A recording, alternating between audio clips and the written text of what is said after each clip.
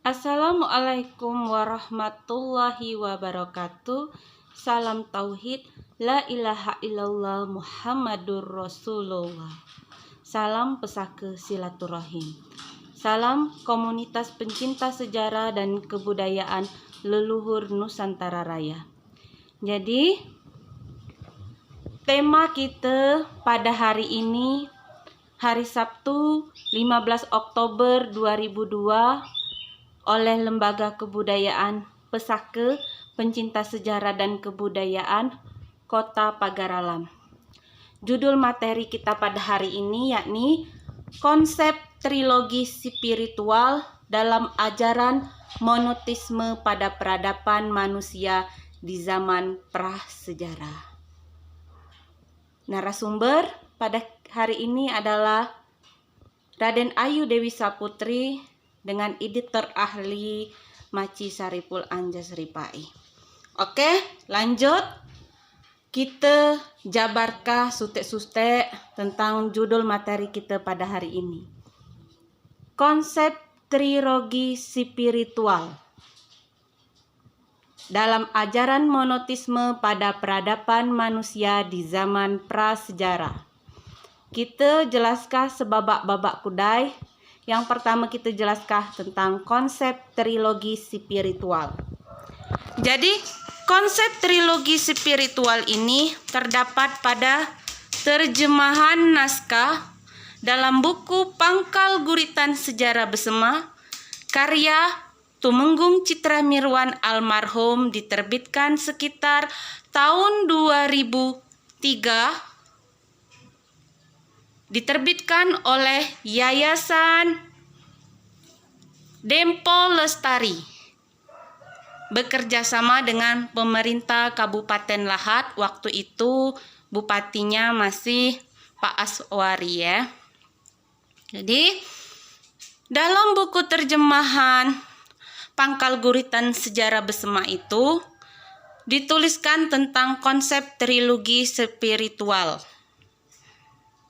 Apa saja isi konsep trilogi spiritual? Jadi, dalam buku tersebut dituliskan terjemahan langsung dari prasasti Bulo Sehuas yang disebut Prasasti Pangkal Guritan Sejarah Besema.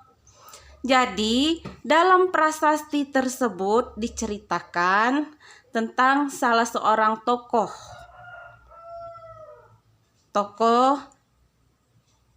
yang ada di Besema Sekali Nodoh ini, tapi waktu itu belum bernama Besema, masih disebut Khimbe Legondalam. Nah, di samping prasasti Pangkal Guritan Sejarah Besema, fakta primer yang lain yakni terdapat dalam naskah Kahas atau naskah Bebue.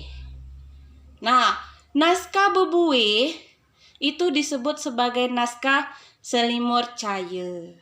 Nah, isinya tentang konsep trilogi ini. Apa saja isinya? Isinya ada 3, yakni yang pertama Caya Nur, yang kedua Caya Allah, yang ketiga Caya Kalam. Nah, menurut buku Pangkal Guritan Sejarah Besema, karya almarhum Tumenggung Citra Mirwan,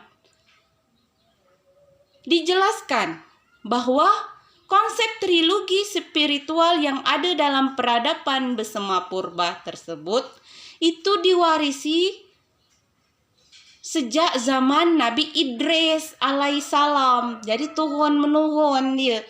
Udah Nabi Idris turun sampailah ke Nabi Nuh. Turun lagi sampailah ke Nabi Ibrahim alaihissalam. Turun lagi. Inilah sampailah ke anak cucumu. Kita ndembak ini.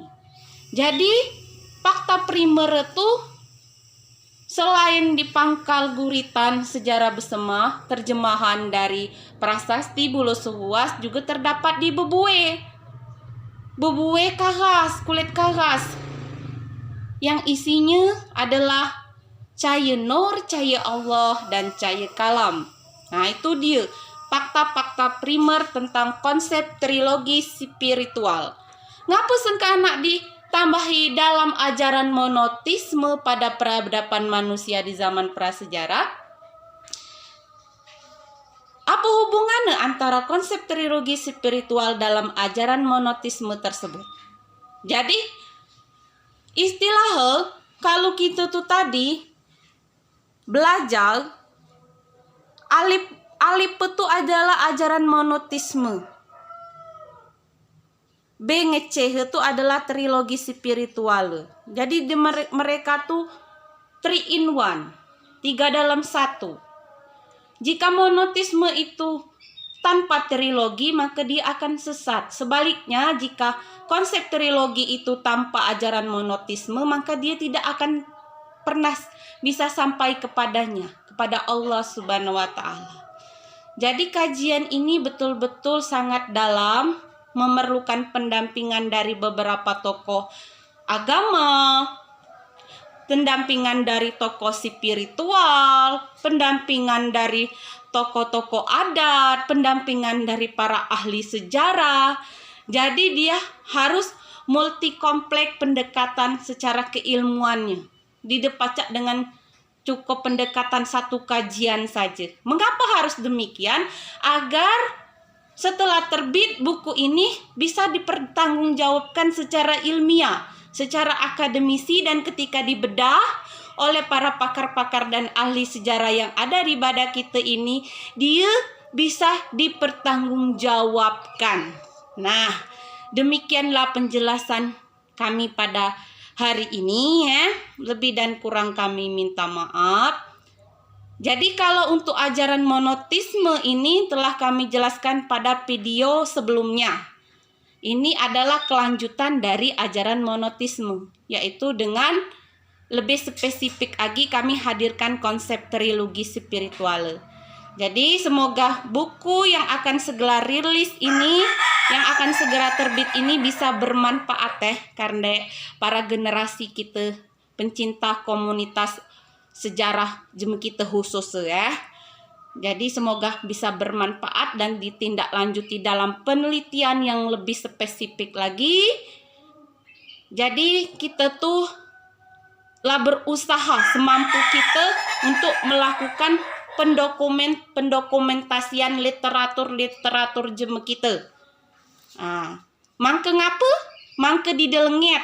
Jadi inilah warisan kita kan di anak-anak cucu kita generasi yang akan datang. Demikianlah penjelasan dari kami. Lebih dan kurang kami minta maaf. Wabillahi taufiq walhidayah. Wassalamualaikum warahmatullahi wabarakatuh.